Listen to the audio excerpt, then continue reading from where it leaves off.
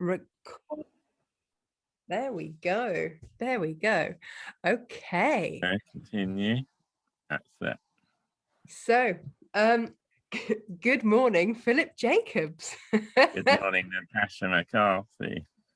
I'm giggling because we tried this at 7 o'clock this evening. I had full makeup and everything, and the poor band did not love us, did it?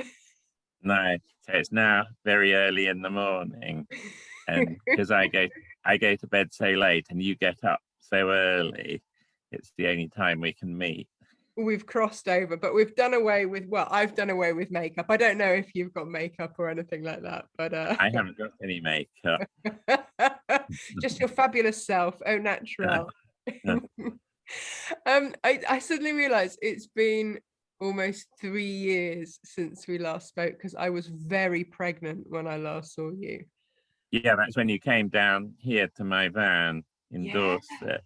Yeah. I was worried we wouldn't know which was your van. Yeah. And I needn't have worried because there was half a dinosaur outside. Oh, yeah. Yeah. And my son still has the vertebrate, the dinosaur vertebrate that you gave him. That's nice. One of his most treasured things, and he still wants to be a paleontologist. So yeah. He has a special possessions box, doesn't he? Yeah. Box for special things. Yeah, he does. And we saw his grandparents for the first time in a year and a half 2 days ago. Yeah. They bought all of my husband's rocks that he had as well. So he's now got those to have. So yeah, it's the collection is growing. He's nice. A space outside like you've got now to display. Yes, excellent. Yeah. It's good to have an outdoor display place. Yeah. So for anybody that's wondering what on earth is going on, a lot of people will know you from the Fassett Collective, and you do run the Fassett Collective Facebook page. Is it 63 or 64,000 members there now? One or two? It's 64,000. And the other day it went up 400 members in 4 days. So it often goes 100 new members a day. That's crazy. So sometimes you get another 1,000 in about 10 or 12 days. So for anybody that isn't watching from there, maybe hop on and have a look, because it's just chocked full of the most beautiful inspiration from the work of the Fassett Collective, and you man it brilliantly, I have to say, because Kaffe doesn't actually know how to turn on a computer, so there'd be absolutely no, he doesn't. It doesn't. It's me and Liza Lucy who look after it. Yeah. I started it up, and then Liza came in to help as another admin to help run it, because on full moons it can get quite troublesome sometimes. Hey, look, I used to teach, and it was a recognized thing that during the full moon there would be trouble. For sure. So it is a thing. It's funny actually, because I know when we tried this interview first time around, we were talking about education and about the fact that at school you didn't think yourself good, and this blows my mind. You didn't think yourself good at anything other than painting. I mean, thank goodness you thought yourself good at painting, but you didn't think yourself good at anything other than painting. Well, I can tell a story around that, because when my mother was looking for my what you call the public school to go to, and I wasn't academic enough to get into my brother's school, which was St. John's Leatherhead, and there was another really expensive school called Millfield, which would take either very rich people or very talented people, and we didn't have any money because my father had died. My mother was bringing up 3 children, supporting us all by being a nurse. So, and the headmaster said, well, Millfield's all very well, but you need a special talent, and what's Philip got to offer? Absolutely nothing. So Oh, eat your words. Yeah. No.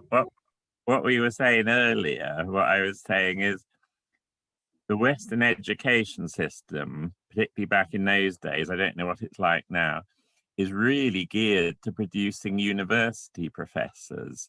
So it's all based around academia. Yeah.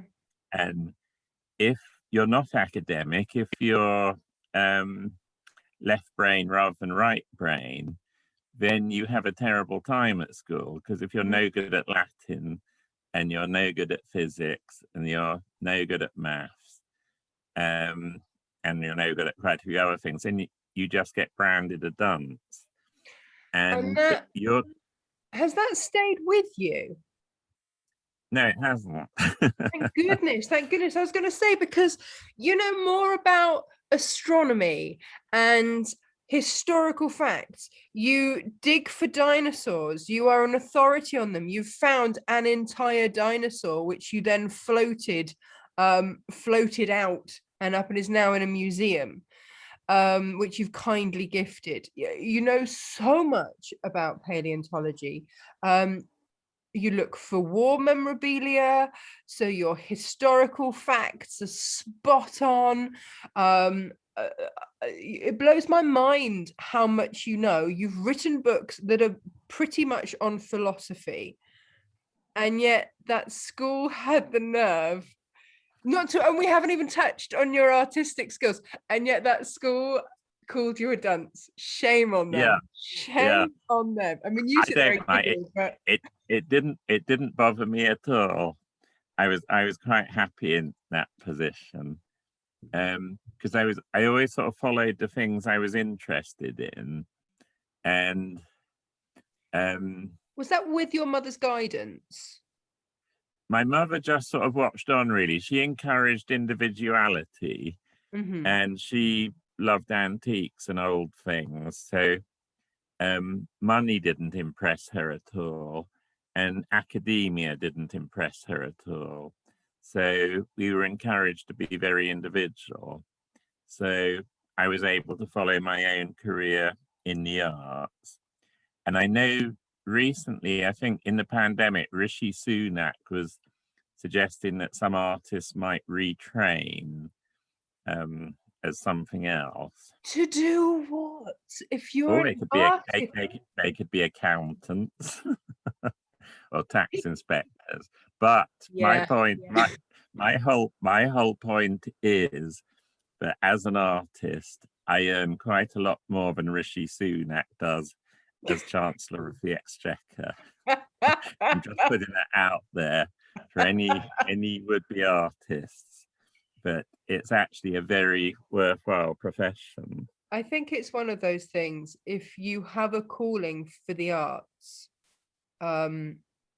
and I know that for me, my mother struggled with this because I trained as an actor, and she didn't want it for me as a profession because she said it's so tough. There's so much rejection. People say nasty stuff about you, especially with social media. But you can't help it. If it's what you want to do, it's what you want to do. And the very first time that you within social media ever came on my radar, I will be honest, I didn't think it could be you, and I had to go and check because I was like, what's Phillip Jacobs doing commenting on my Facebook? Yes, I remember. Yeah, I couldn't believe it. I was like, this is a fake account, surely. But I think I saw you. I think you'd interviewed Kay for your talk to him. Yeah. And I saw you, and I was impressed with the way you interviewed him. So I then looked up and found your Facebook account. Yeah, and I remember you writing, it stuck with me because I remember you writing, this woman has found her bliss.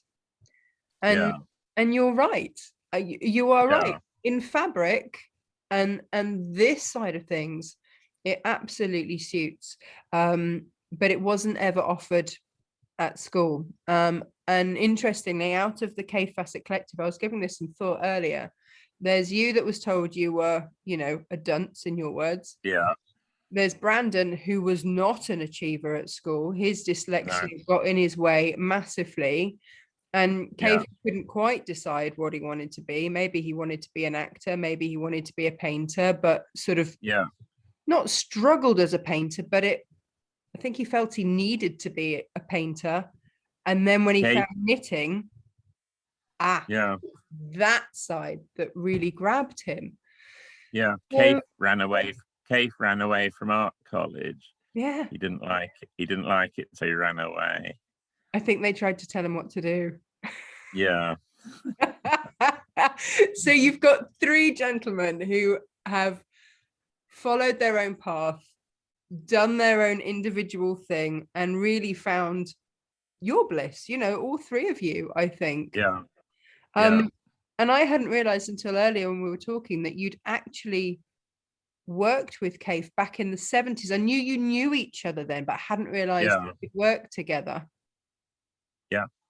Yeah, I can tell you about that. It was, as I told you before, I met him at this society where we do sacred dances.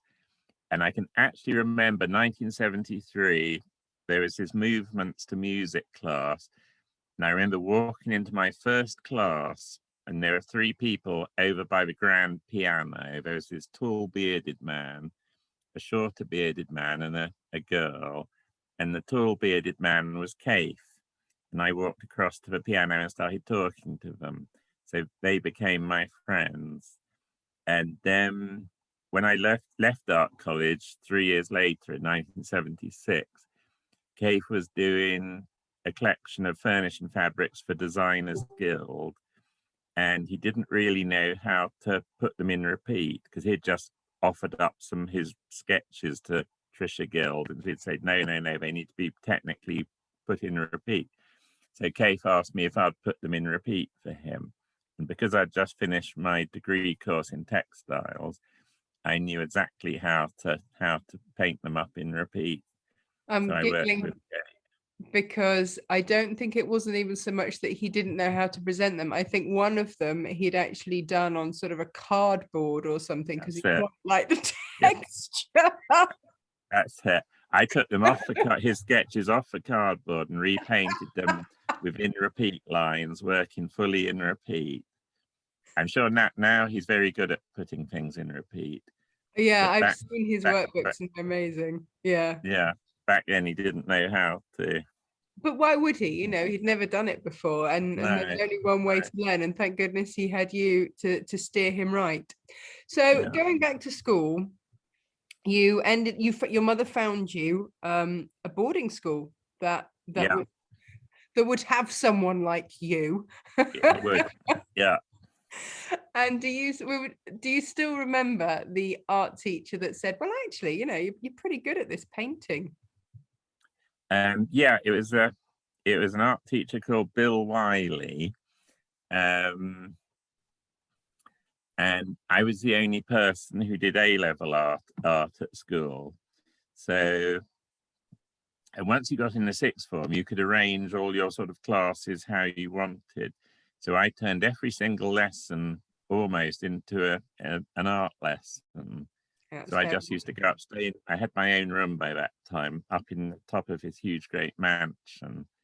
And I just used to paint all day, or go off walking in the woods, or go off meeting my hippie friends out in the woods who lived nearby. And we'd have bonfires and mantra chanting sessions out in the woods. Could you imagine that being allowed today? I mean, as much as, it blows my mind. It's hilarious. But it's one of those things that the school was, in a way, quite progressive, because they saw that you had an interest in meditation. And like you say, by this time, your father had passed. And they let you go to London on your own. Yeah. Meditation groups, phenomenal. Yeah, my mother had to write them a letter saying she agreed for me to go. And my mother actually didn't want me to go. But I said to my mother, I'm going to go anyway. So if you don't write permission, I'm going to get into big trouble. So she reluctantly wrote a letter to the headmaster saying, I grant Phillip permission to go and learn to meditate in London. So off I went. And was that was nine. Go for it. Was that the that start? Was nine. That was 1971. That was. And was that the start of your time with the Whirling dervishes? Yeah, it was a society in London called the Study Society, and it had a number of different disciplines that come from different parts of the world. And one of them was meditation from the Indian Advaita or non-dual tradition. And another was the Mevlevi dervish, whirling dervish ceremony from Turkey. And another was a series of sacred dances from various different countries in the Far East and Middle East, and other things too. And so Kate and I first met at the movements, they were called. They were the sacred dances. But Kate had already learnt the whirling dervish dance there. So I didn't learn that till 1976, which was right at the end of my art college course. It's very physically demanding. Yeah. Isn't it? I mean, to people, just to be able to hold your arms out for any length of time, because it's a whole arm out and twirling. I know that Kaffe learned with a nail between his toes to spin on the spot, which sounds horrendous. Did you learn that way as well? Yeah, that's the traditional Mevlevi Turkish way of learning it. The net is not really a nail, it's like a sort of brass bullet, and you put it between your big toe and the next toe, and that gives you what's known as your pillar, which is your still center, which runs right up through your body. And once you've got that, then the whole turn happens around your still center, and it's both your sort of physical still center and your psychological still center. So when you're turning in this busy ceremony, you're very still. It's phenomenal and really, really beautiful to watch. Actually, it's quite stunning. It's phenomenal to watch. It's in the Mevlevi tradition, the watchers are called lovers. So then they're actually part of the ceremony. So when you're watching it, then you get this amazing energy comes off the dancers, and you feel amazingly happy just watching it.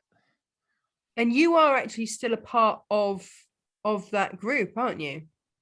Yeah. When the head of the tradition is known as the Sheikh, and when I learned it, the Sheikh was a man called Dr. Francis Rolls. Then he handed over, when he died, to a Norwegian man who had been in the Norwegian resistance in World War II, and he was called Willem Koren. And Willem then handed over to me as the Sheikh. So although now it's actually not happening, there's a part of it's happening on Zoom just for people to practice, but the actual ceremony can't happen really until COVID has passed, because it would be too much of it could be a spreader, because you're all whirling and and close contact. So has it had a huge impact? I mean, I've followed you on social media throughout COVID, and it looks from the outside, and I am very aware that, Facebook could also be known as fake book. But it looks from the outside as though, you've done all right. I've had a really good time through the COVID lockdowns. The only thing, because I'm not a person who goes out to restaurants hardly, or the theatre anyway. So the dervishes has ceased, but that's all right. That will come back at some point. But the rest of my life, I love sitting in one of my studios painting. When I couldn't come down to Dorset, when we were all locked in our own primary locations, I wanted to be here. Last spring, this time a year ago, we were all locked down in London, I was still enjoying myself because I was doing lovely designs. I was painting up for the KFC, and now I'm back here by the sea. It's absolute bliss because I can just paint and then walk off down to the sea and look for my badgers in the hedgerows and all the things I like doing, going looking for fossils. And I only dig up bombs because the caravan site is actually on a World War II firing range. It's a World War II practice range. And I love archaeology, so I just walk around picking up old bits of militaria from the 1940s. I just find it interesting. Now, I know when I originally spoke to you, you said something that stuck to me, and that is that, and it was actually with regard to the fossils. When you go fossil hunting, that it's like you switch your brain to filter out other things and just kind of find the fossils. Is that the same with the World War II memorabilia? Is that? It's just the same with dinosaurs. You switch your brain on to, it's like it's got a sort of sensor, and you're just picking out these brown speckly bones, dinosaurs. When I'm looking for fossilized sea urchins called echinoids, then I sort of turn on the echinoid filter in my brain, and that's what I see. When I'm walking along the Thames foreshore, and then I turn on my clay tobacco pipe filter, and you see all these old clay tobacco pipes. When I'm out in the fields here, I'm both looking for large ammonites, which you get in the big ploughed field down there called Shrapnel Hill. And then also I'm looking for little brown bits of rusty metal sticking up. And the rusty metal can be something really sort of like a mortar bomb or an anti-tank shell or something. Did you not have to get the bomb disposal unit out for one? Yeah, we got them out in December. I'd found two high explosive 2-inch British Army mortar rounds. And so I had to work out, once I'd realised, I dug them out and I examined them, and I thought, yeah, that's high explosive. Still live, yeah. Still live. Having a good yeah. So I had a wonderful day with the army. And they came down, they let me come in for a field with them. They showed me how them wrapping the explosive around, they tied the two mortar bombs together. Then they wrapped this sort of plastic explosive around it. Then they had a fuse which burnt very quickly, and it attached to another fuse, which they then wheeled away as electric on a sort of cable. And then we were all at a safe distance, me and the two soldiers and two policemen. And then they detonated it, and this huge, great explosion went up in the field. That was a lovely day. Just blew stuff up. It's fine. Average day in the life of lockdown for Phillip Jackson. No, yeah. You've had a great time. Because it's fair to say that when you left school and you went off to art college, you toyed with the idea of going into the army. I did, yeah. That was when I was much younger, up till about the age 12 or 13.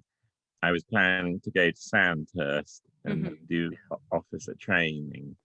I think it's because I grew up soon after the Second World War, and I watched all the war films like Guns of Navarone and Lawrence of Arabia and everything.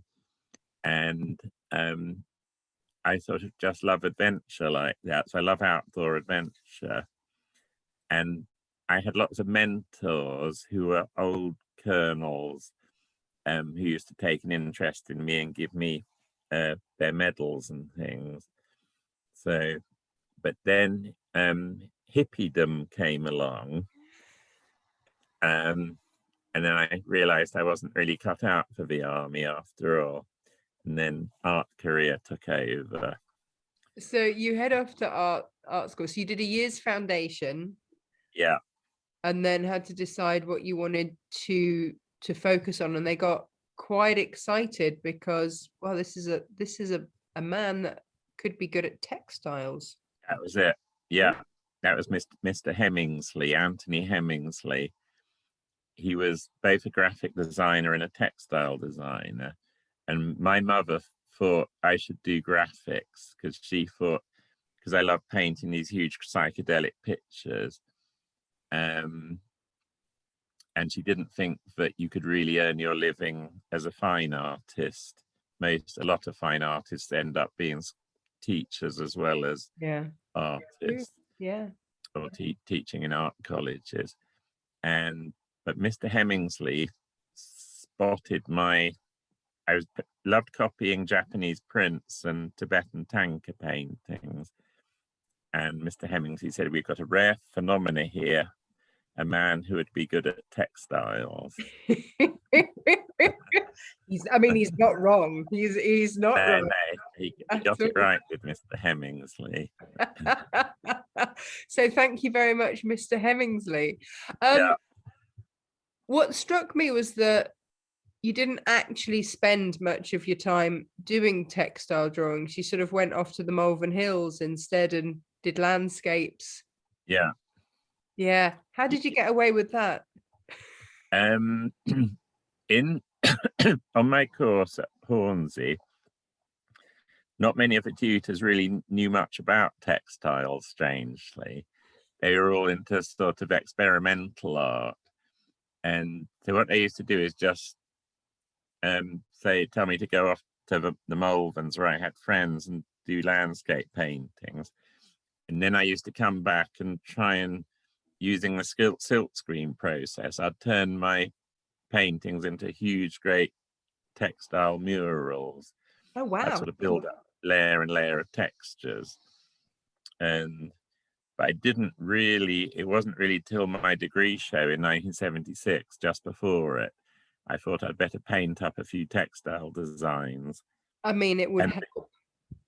Yeah. One thing, the external invigilator on my degree course, which is in Liberties, she said to me, you won't actually ever be a textile designer, will you?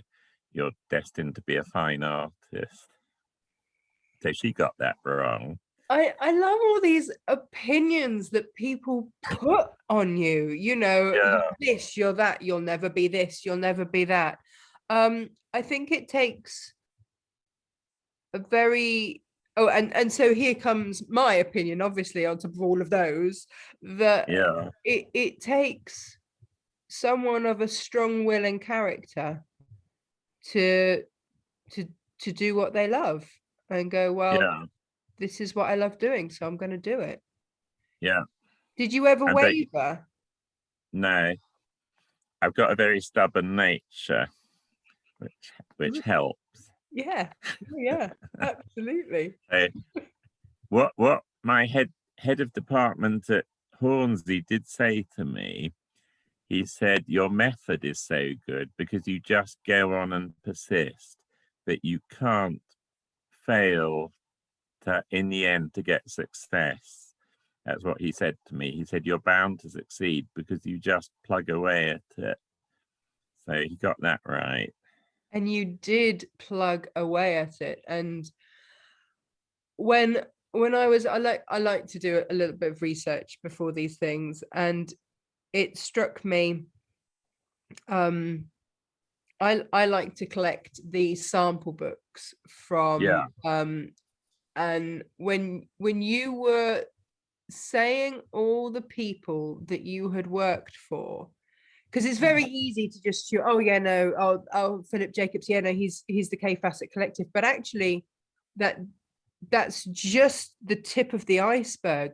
The number of people that you've worked with, pretty much every top brand of interior design firm. If you look at I've got it all on my LinkedIn profile. Most of the people I've worked for, there's even some I think I've forgotten to put on, but it's nearly everyone. Just incredible. I mean, a real wow, a real wow career. It's just incredible. So out of art college, you worked with Kaffe for a couple of weeks, showing what was what, and then you had you got an agent, didn't you? Straight out. I got an agent. He met me at Liberties.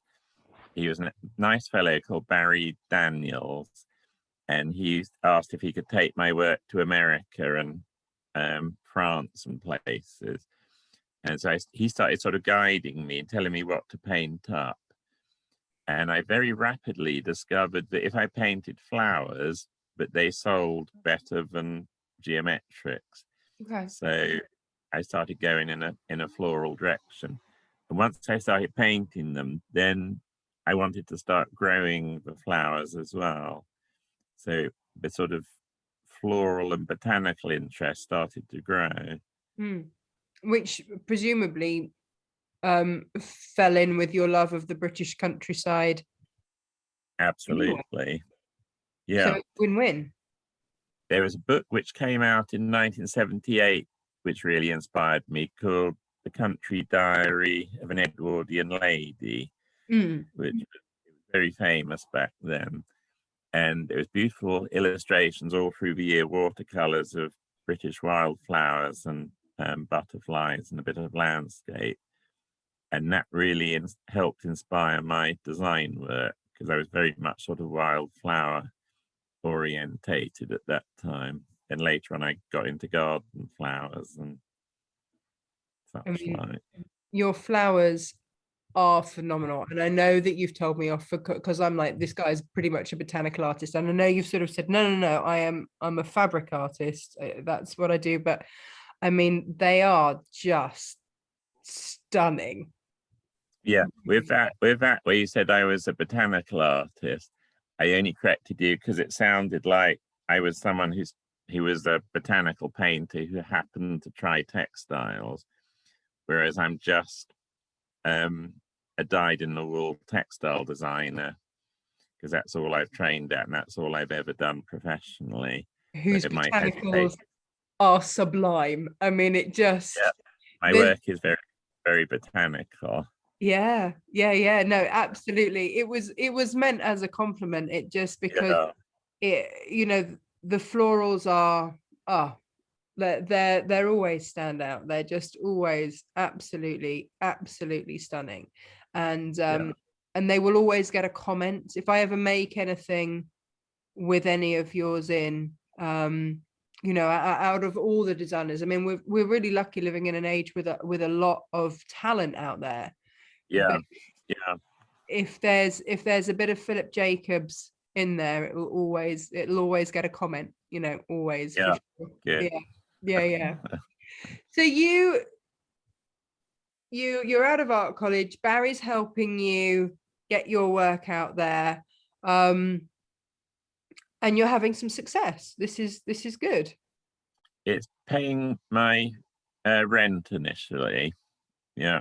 Yeah, some artists would be thrilled with that as just a just a life hooray. Yeah. I was just sort of earning my living but then with Barry it was mostly dress fabrics and bedding, and I didn't actually have much of a personal interest in dress fabrics and bedding, and I thought I'd really love to get into furnishing fabrics.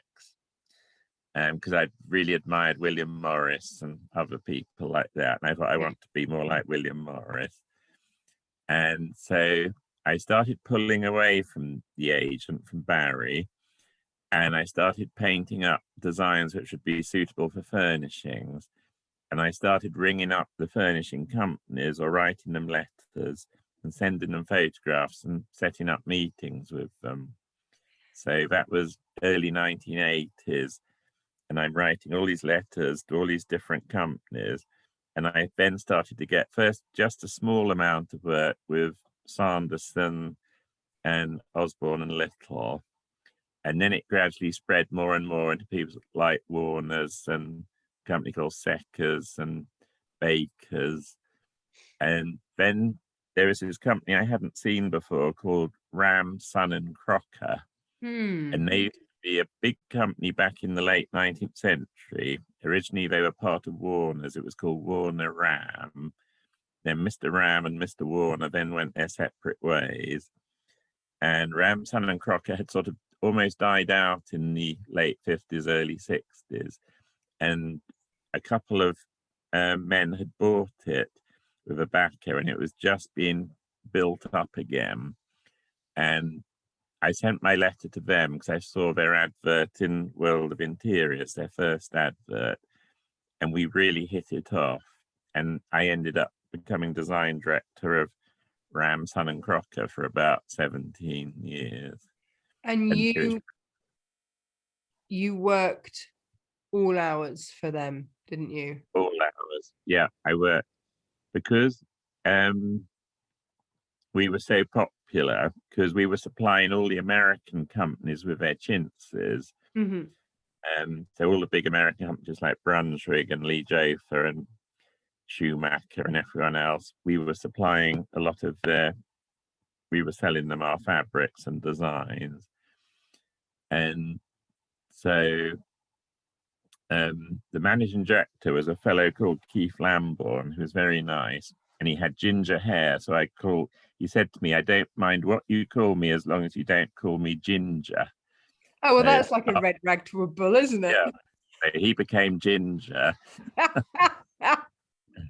But Ginger, in his selling, he used to get a bit carried away because he'd very good salesman, and he'd say to the American company, "Oh yes, we'll have this collection ready for you in a month's time," and then that would all be put back on me. Yeah. And I was just completely overwhelmed, working all hours, painting up all these collections. Oh my goodness. And Yeah. at some point, the body says no, doesn't it? Yeah, the body said no.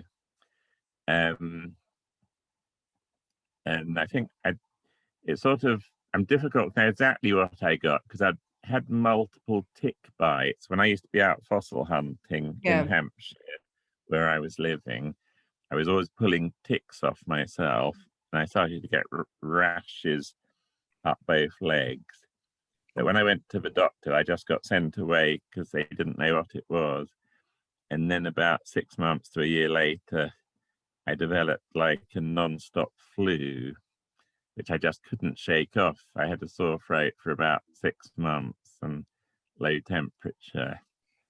And then I went back to the doctor again. We never sort of connected it with the tick bites. And they sent me to an ENT specialist. The ENT specialist whipped my tonsils out, but no one ever did a blood test, which now looking back on it was very remiss, I think. And I was okay for a little while, and then the flu came back, and then it felt like the flu went in deep inside. And then I got in a state where I could barely hold my body upright. I had so little energy, and sore throats, and I couldn't sleep at all. Like you, I haven't had that much sleep in the last 30 years. But, and my doctor brother then diagnosed ME, and I realized I'd completely burnt out doing all these endless collections.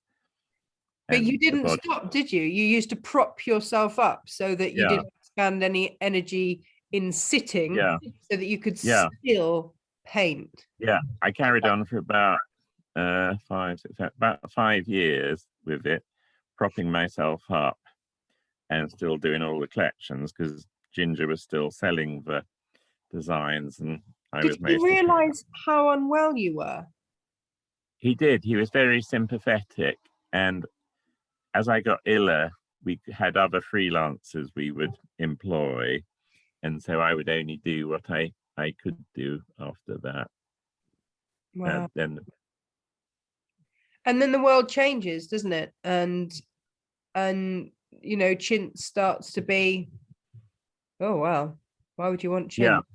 And recession. Yeah, chuck out your chintz was the catchphrase. That was that Swedish company. What are they called? What are they called? That one that does the flat packs. Oh, IKEA. IKEA. They had a phrase, chuck out your chintz. That was early 90s. So chintz goes completely out of fashion. So what I'm doing for Rams starts to sell less and less and less. And then eventually I'm let go of. And so I suddenly find myself with no income at all. So the royalties for your fabrics, does that stop? They all stopped.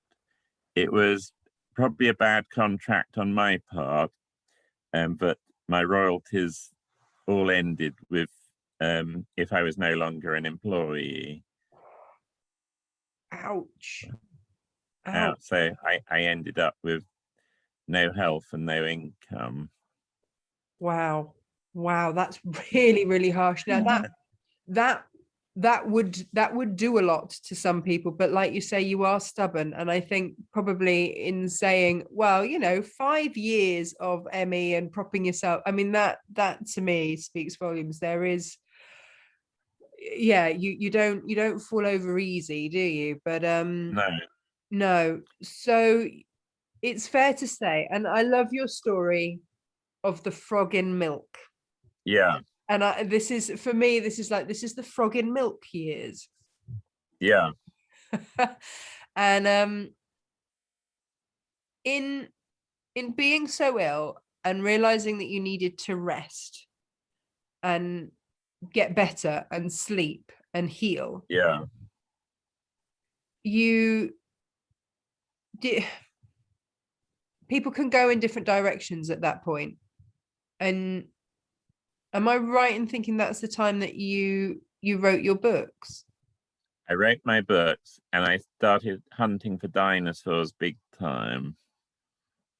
So, because I was living in a cottage in Hampshire, a rented cottage on a farm, very nice. And I had a nice greenhouse. So I turned my greenhouse into a writing room.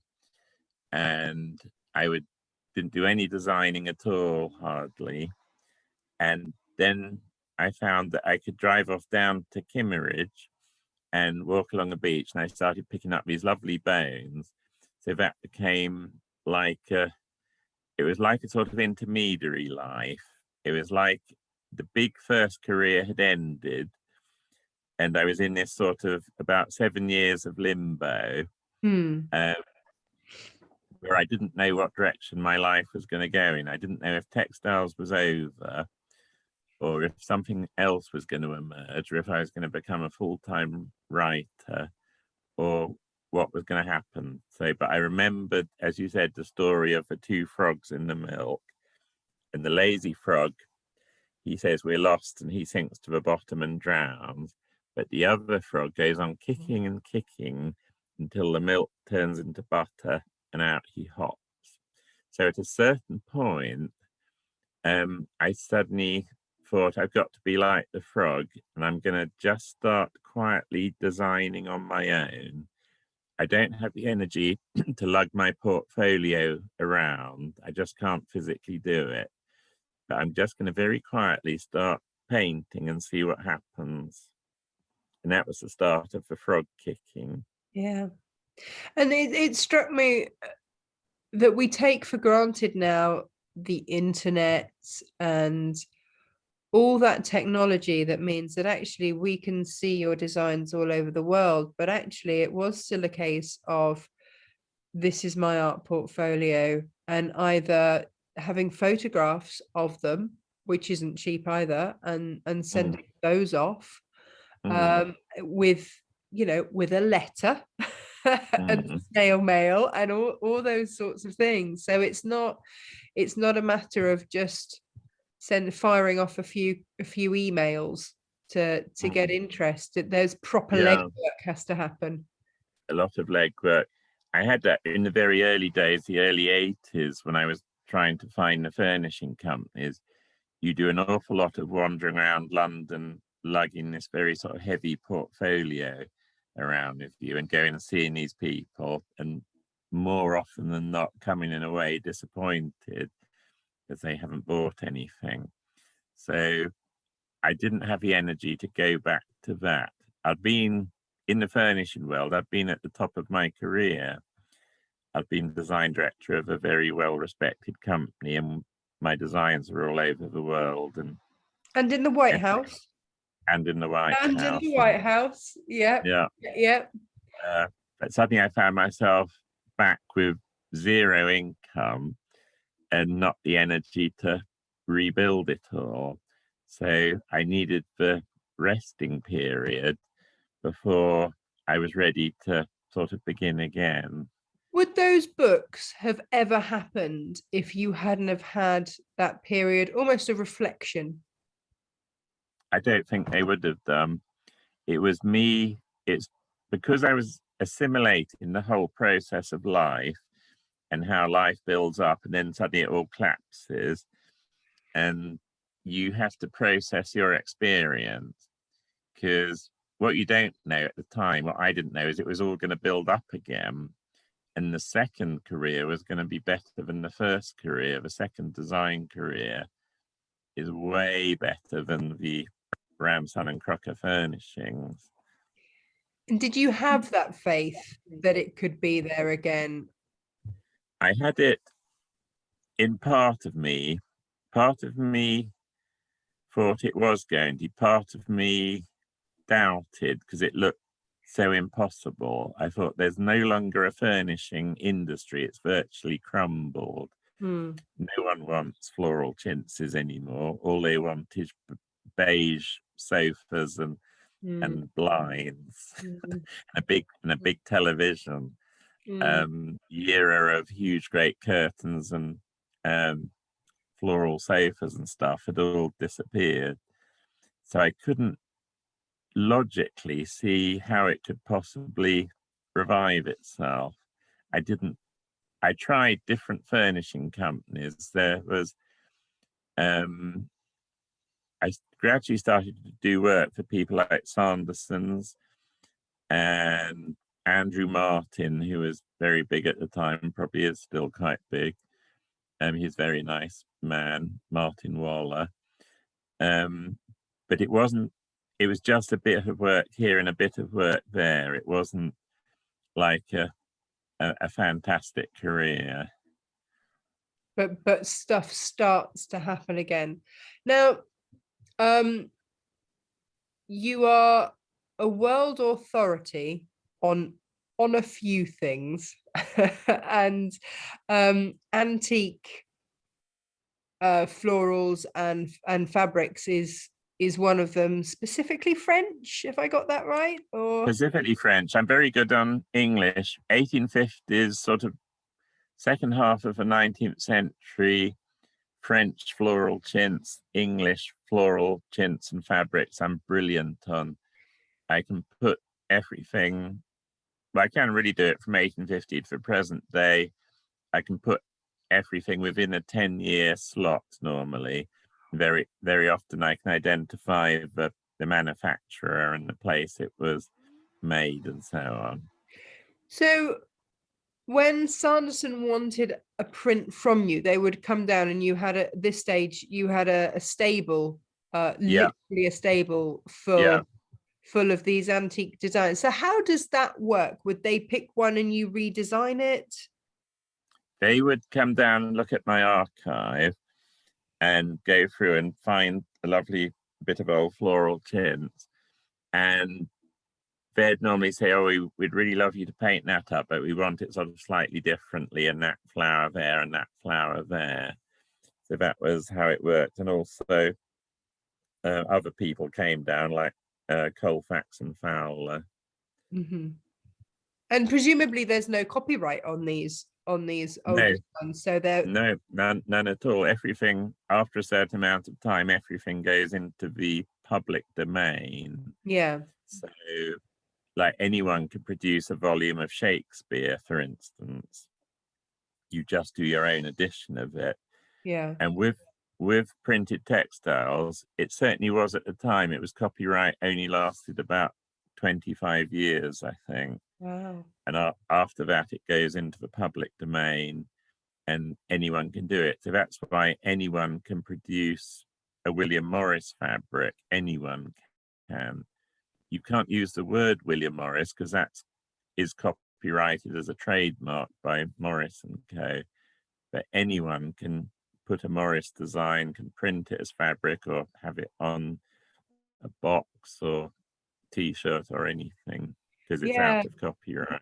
I think they tried with the wallpapers to say they were works of art or something. I think they tried to get around it somehow so that they could, which you would, absolutely.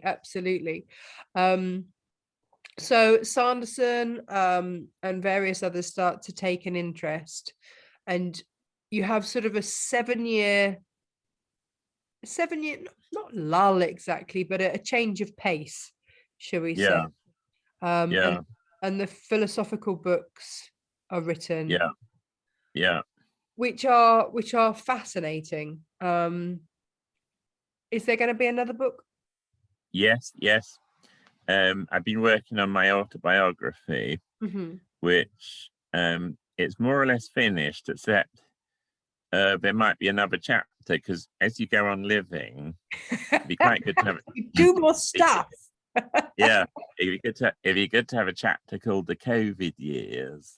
Yeah. I mean, it is quite an interesting time. It's an interesting historical period of time, so it's nice to record it.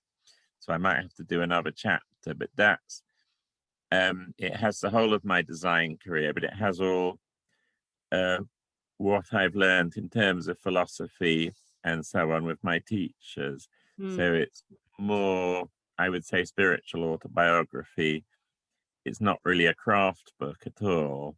So publisher wise, it would, in a way, it falls between two tables, because it's not craft book, but it's more spiritual biography. So I doubt it will be a big glossy book like Kaffe's autobiography. It'd be more a book for people to read the words of, I think. Yeah. Anyway, so that's being prepared. Oh, fantastic! Oh, I can't wait. Oh, it's your philosophy is it's really moving. If you could, it's like trying to put the universe in a jam jar. But for anyone that hasn't looked at any of your work, is there sort of a way that you could sum up your sort of, give it a tag, almost a tagline of your tagline? I could definitely do a tagline. It would be something like, in your life, whatever it looks like, don't worry, everything is actually being taken care of. It may not look like it, you may not know it, but you're absolutely fine. Underneath, everything is absolutely fine. Don't worry at all. You're absolutely fine. So that's the tagline. It's so true. I have a little reminder that flashes up on my phone every day that, life is absolutely perfect and puts you where you need to be. Exactly. Yeah. So I'm with you on that completely. Yeah. Oh, that's a great tagline. Thank you very much. So you are the frog kicking, and you're churning your butter, and how do you eventually hop out of this 7-year? Well, what happens is I get thrown out of the house I'm living in, which again appeared to be a huge trauma. I thought, oh my God, because my mother had died and we'd sold our family home, but it was before the property boom. And anyway, it was divided between us 3 siblings. And then 5 years after that, I was living on my savings, on the interest on them, because I was hardly earning anything. And then I got thrown out of my cottage. I just came back one day and there was a letter on the doormat, and I'd been there 17 years. And so I didn't know where to go. I couldn't afford any other rent. So I went and down, my brother had just split up with his partner down, and they rented a big farmhouse in Dorset. So I moved into the farmhouse my brother was renting. And I hadn't been there more than about 2 months, and he's a doctor with a clinic. He specializes in alternative medicine mainly. And then one day at about tea time, he came in and he brought Kaffe and Richard. He said, they've come to my clinic and I brought them back for tea. And Kaffe came into my studio and started seeing the things I was working on for people like Sanderson's. And Kaffe said, "Oh, I think he said he was design director of a company called Westminster Fibres, which was doing patchwork quilting. And they were looking for new designers. And he said, can I take some photographs of your work and take it out to show them in America?" So later on, I prepared him some photographs and sent them to him. And he took them out to America with him. And the people at Westminster Fibres really liked what they saw. So then Kaffe and Brandon started, they would come down to Dorset. I'd meet them in Salisbury, at Salisbury Station, and I'd drive them to the farmhouse. And then Kaffe would pick designs out of my archive in the same way that Sanderson's and Colfax and Fowler and other people had. And then I would paint up a collection for Kaffe, as he had sort of indicated. And very rapidly, they started selling really well within the patchwork quilting market. And after a while, I started to notice which ones were selling well. So I would then just paint away anyway. So I would paint up lovely, big, sumptuous things, which I thought he would like. So he was no longer telling me what to do, but I was going on experience of what was selling to draw up the most spectacular designs I could possibly think of for quilting. And that was how the frog climbed out of the milk, because that gradually built. Kaffe said to me once, very early on, he said, this could be very big for you. And that was how it happened. It just, because around about that time, the internet was coming in, and I suddenly started discovering I was sort of everywhere on the internet, which was quite a surprise to me. So are we about early 2000s now? We're about 2006, okay. 2007. Yeah. Okay. I think that's the first time that I've heard you have someone say this could be big for you, rather than you won't do this and you won't do that. How lovely. How lovely. Kaffe said this could be very big for you. And Kaffe came down to me once. I mean, he might have been exaggerating. He said to me, do you realize we two are the biggest thing in quilting fabric? I mean, he's not wrong. I think what was different is, before Kaffe, quilting fabric had been mostly very tiny little patterns, little dots and little florals. And Kaffe, when he originally started quilting with Liza Lucy, they were using furnishing fabrics because they wanted huge, great blooms in the quilts, like they did in 19th century quilts. Well, that was his inspiration, wasn't it? With the antique books, much like yourself. He went back to that and found those. Yeah. But couldn't find them. Yeah. So Kaffe and Liza, because they couldn't find them, they had to create them themselves. And in bringing me in, they were bringing the person who is an expert at floral furnishing fabrics. Yeah. So it all fitted in like a jigsaw perfectly. Yeah. I mean, they couldn't have found better, really. Yeah. Now we have this wonderful, wonderful brand with a worldwide following of 64,000 and growing by the day, which is just amazing. And watch out for the full moons. Yeah, absolutely. Yeah. And Westminster Fibres, were they part of Rowan? There was Rowan Yarn and Westminster Fibres. I think Rowan and Westminster Fibres were together. Yeah. Liza knows more than this, and she might correct me, but I think they were bought by Coates. Do you remember Coates? Cotton. Yeah. Yeah, Coates Viella, they were once. Huge, great cotton manufacturers. Yeah. So Rowan and in America and Westminster Fibres were owned by Coates, and that carried on for quite some time until, jumping ahead, just 3 years ago, Coates suddenly closed it all down. And so I got an email, all the designers did, one day 3 years ago this was that spring. when Free Spirit was then sold?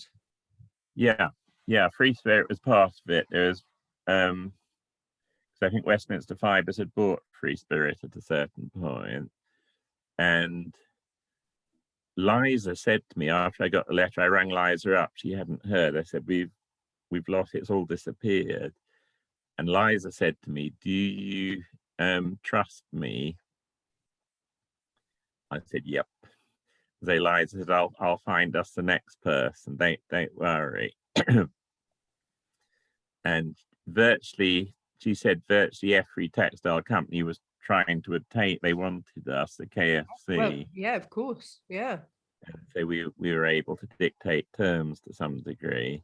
But the one, Liza then, within a few days, messaged me quite excitedly to say this very nice company called Jaftex we're in negotiations with. And she said they're very altruistic and they do lots of charity work and they give lots of stuff away to people who can't afford sewing machines and things. And in going with them, it also kept the whole of Free Spirit together. So all the studio and the office were all transferred fully as a going concern into Jaftex, which has been wonderful. And the people who run, it's a family-run business, and there's the father called Robert, and then there's Scott and Greg, and they're all really lovely. And they're such lovely people to work with. So it was a fantastic outcome.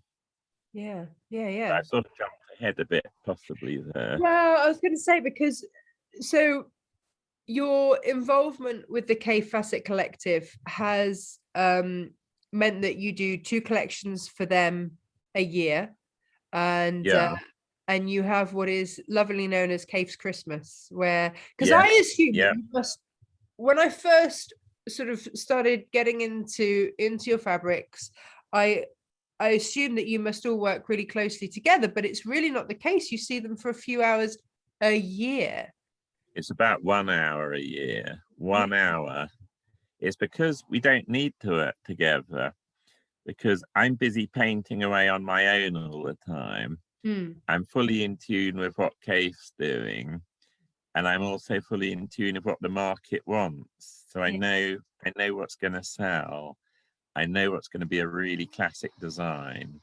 So all the time me and Kaffe need together, we don't even talk the rest of the time. We just need that 1 hour together. For me to take my great big portfolio along, and I put the designs in a very special order. So I'm showing him one at a time, and they're all, he might not know this, but I've done it very carefully. Mainly it's the newer ones at the top. I'm showing him the most spectacular first to try and wow him. And then we go through the folio once, then we go back through it, and he has a maybe pile. And a no, not this time pile. So we put so many onto the maybe pile. And then we go through the maybe pile again, and we spread them out on the floor. And Brandon's there, and Richard Womersley, who's his business manager, and Helen. And I try and influence him as much as I can, because I've got a very strong idea of what I want him to do. At this stubborn streak. Yeah, it's my stubborn streak. So I'll say, no, go for that. I think you should do that one and that one and that one.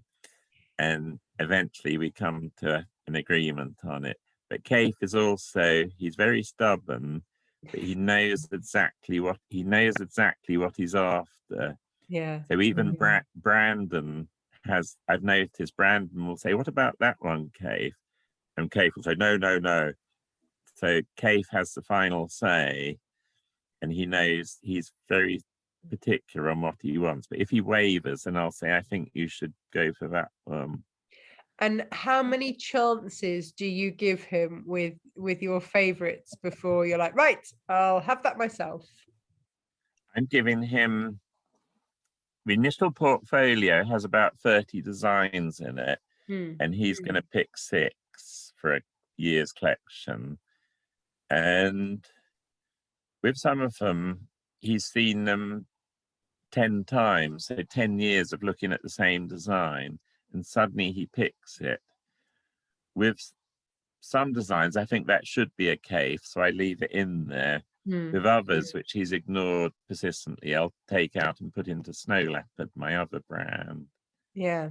So we'll get onto that in just one moment. So he gets a few goes at these fabrics, and then and then that's that. And then Kaffe will then do, I guess the thing is, then in any collaboration, there's going to be one person that then pulls the whole thing together, which is effectively Kaffe, because he then does the colorways on yours. So he and Brandon work and live together, so you know they already know what colorways are working, but he'll then take yours and do his color magic. The guy's a genius. And so I guess he has that in his head. He knows that full collection. It's astonishing. I've got a box of Kaffe, my Kaffe February 22 is on its way to me now from Korea. It arrives on Tuesday, I think. Yeah, so good luck with that, because none of the delivery times have been quite where they should be. It's left Seoul in South Korea, and it's FedEx say it's scheduled to be delivered to me here on Tuesday. So I'm looking for, and I had no idea what Kaffe's colors are like on this. It's recolors of older designs. Oh wow! February 22, but that will be here in a few days' time. Oh, how very exciting! That's my Christmas. That's my Christmas, is seeing what Kaffe's done. Amazing. That takes a lot of trust to hand over your artwork to somebody else and allow them to do the colorway. I know he's not the first person that's done your colorways, but it still says a lot, I think. It's just he's so good that there's no worry or doubts at all in my mind. They'll be brilliant. The way he can put colors together just staggers me. It's phenomenal. It's a unique skill he has. Yeah, Brandon says it's like he finds the little bit of chili sauce. That just makes it pop. He'll put a little color in. It's often he's not doing it consciously, but it's often the complementary color, which will just do a tiny. It'll be all blues and purples, and there'll just be this little tiny bit of red or pink in it somewhere, and it makes it all pop. Yeah, no, it's staggering. It's beautiful, and from your collective, I have learned so much about color. It's been a massive learning experience for me, because when I first saw the Fassett collective fabrics, I didn't know what to make of them. I didn't understand it. I didn't get it. I wasn't quilting then like I am now, and it was like, there's so much going on here. How do these all possibly work together? But they just do. It's amazing. And the different styles are so good, because as 3 individuals, we're very different in our styles. And Brandon's geometrics and his things like that jumble design of his, they're just so brilliant as backgrounds behind the great big florals and things. Yeah, it's such a perfect collaboration. And his cheeky humor comes through. There'll always be something a bit quirky, which I absolutely love. I think he draws from his heart very much. Like that can dancers one he did. I love that one. I remember some people were quite shocked at that in the Kaffe collective group. Were they? Yeah, I remember some people expressing quite deep surprise. But it did very well, and it fits in really well. Yeah, and it's beautiful. And if you're fussy cutting, you can actually get so many different aspects from that one design. It's quite a clever one, actually. It's so the three completely different takes on design. It's just perfect. And also we're not competing at all either, because we're all complementing each other and appreciating each other's particular talent. Do you think that's the key? Yeah, I think it's really important. I think in a lot of collaborations you get they all start fighting in the end. Yeah.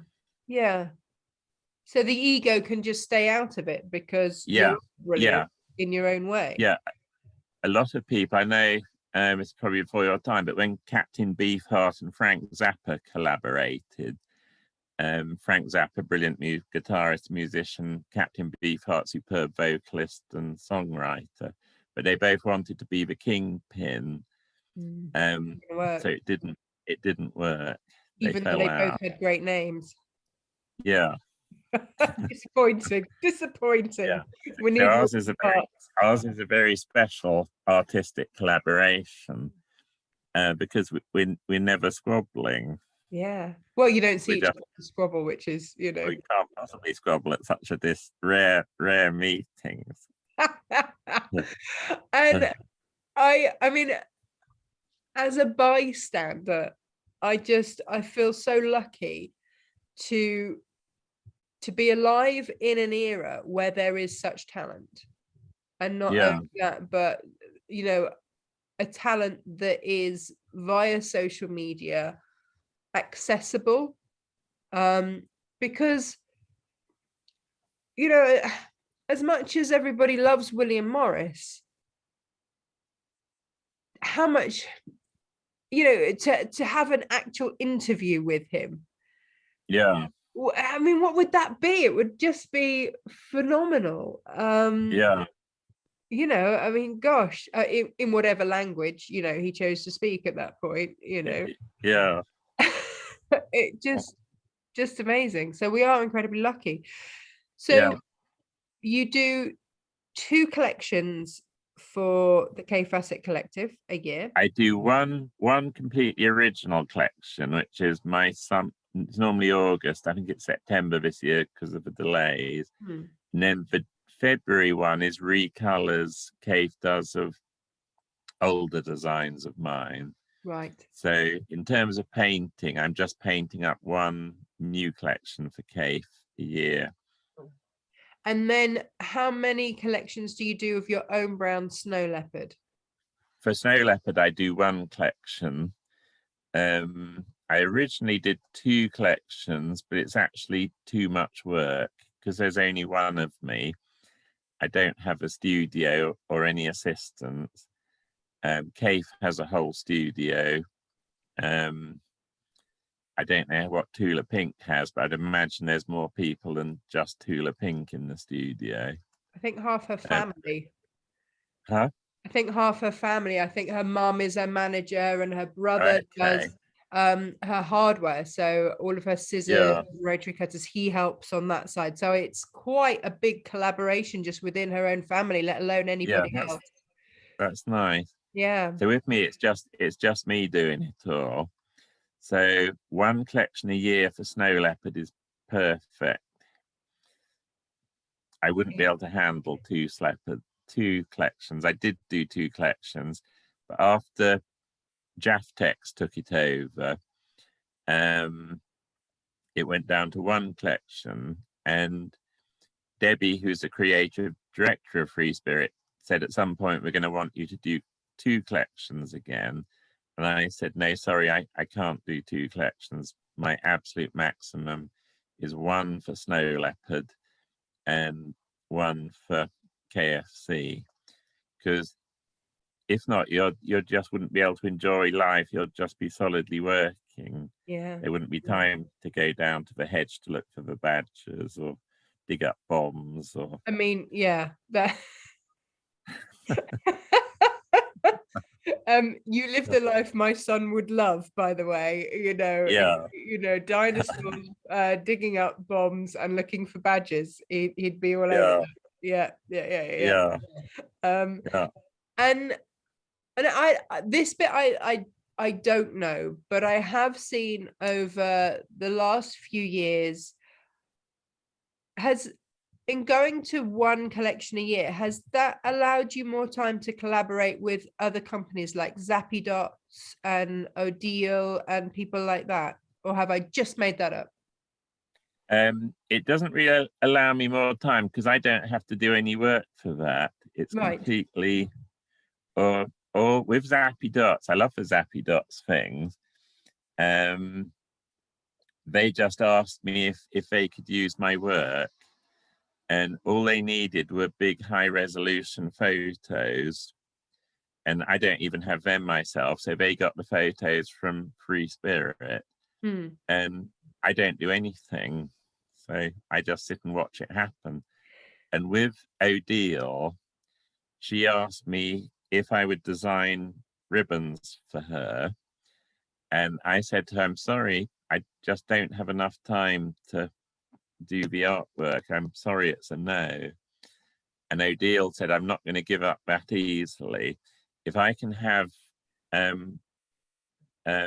digital files of your designs, then I'll arrange them as ribbons. Would you be happy with that? And I said, that suits me perfectly. I can see some behind you, actually, and I'm awaiting. So I've ordered all of these, and I can't look at that. Just look at that. Now these are velvet ribbons. They're velvet. They're beautiful.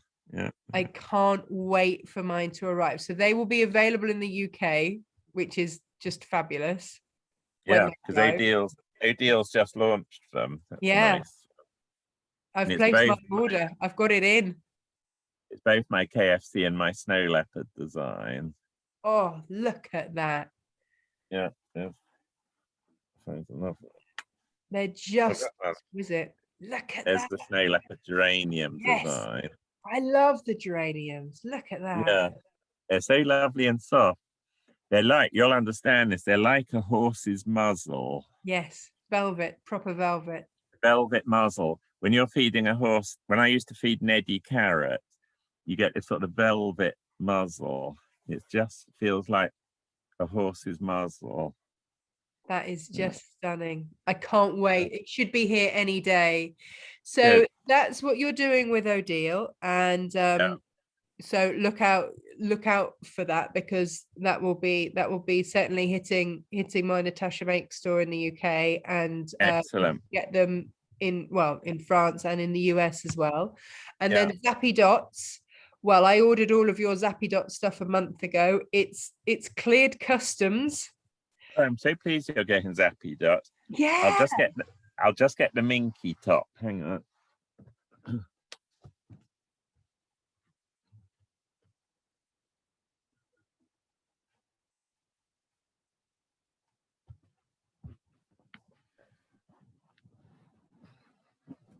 Here's the minky. Oh, the agate. Nice. Agate. Yeah. I wear that quite a bit. I'm not surprised. And I have to say, I've seen Helen modeling the leggings. Oh, the leggings. Yeah, the leggings are really good. Helen wears the leggings all the time. Yeah. I'm not sure I'm going to look quite like Helen in mine, but I'm very excited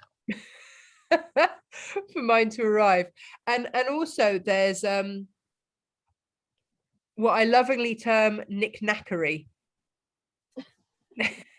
What's knick-knackery? Oh, yeah, you get the Yeah, you get the knickknacks of that. Yeah, because they've done little magnets that you can put into bracelets so that you can put your pins and needles and things on there. They've done all sorts of beautiful things, beautiful knickknackery with your designs. Yeah, they have. And it's somewhere in customs on its way to me. Oh, there. I haven't got any of the knickknackery. I must get them to send me some. Yeah. There's a Zappy Dots t-shirt. Look at that. The feathers is one of my favorites. They printed them very well because they're digitally printed. Yeah. But they're really good. There's another feather. Gorgeous. I'm pleased you're getting Zappy Dots as well. Well, absolutely. And I think what we will do on the clothing range is get people to order with us, and then we'll just get that bulk order in so that people don't have to worry about customs and all that. That's a really good idea. It'll take a little while because it's all a little, like I say, I ordered my stuff a month ago, and I've paid all the duties and it's on its way, but it's been on its way for a week, 10 days. So I think that's probably going to be the easiest way. So we'll watch out for that, but it will be in my Natasha Makes store very, very soon, because it's lovely that companies are taking this on and seeing other ways that we can have it in our lives. It's wonderful. Yeah. Really wonderful. So what is next for you, Philip? The next chapter after the COVID years?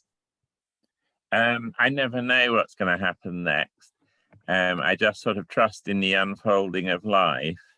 So I don't have a clue. I never know what's going to happen the next day. I just sort of live a day at a time, really. And I just I love painting. And I love it when the new collections arrive to look at. Then I love doing my things, going off down to look for the badgers and the bombs and the dinosaurs. And beyond that, I don't have any ambitions at all. But it sounds pretty idyllic. Yeah. Fantastic. Oh, well, thank you. Thank you so much for taking the time and staying up and doing battle with the broadband. Oh, yeah. Yeah, it's nearly 2 a.m, isn't it? I was looking at the time. Yeah, we often cross over, don't we? It's funny old thing. Yeah, I'll go to bed soon. You might get a bit more sleep. Oh, but no, thank you, and thank you, Dorset's Wi-Fi, for finally playing. It's done really well. It's done. We know this for next time. We do it at 2 a.m. There we go. Job done. Yeah. Well, thank you, and I hope that next time is very soon. It can be whenever you want to. Oh, Philip, thank you. Well, I will look forward to having all of your fabrics arrive, all of your Zappy Dots, all of your ribbons, and Excellent. Just keep up the good work, because I'll keep doing it. It makes the world a more beautiful place, for sure. Excellent. Thank you so much. Thank you. Stay safe and all of that. Bye-bye. Yeah, okay, bye. Bye. Bye. Bye.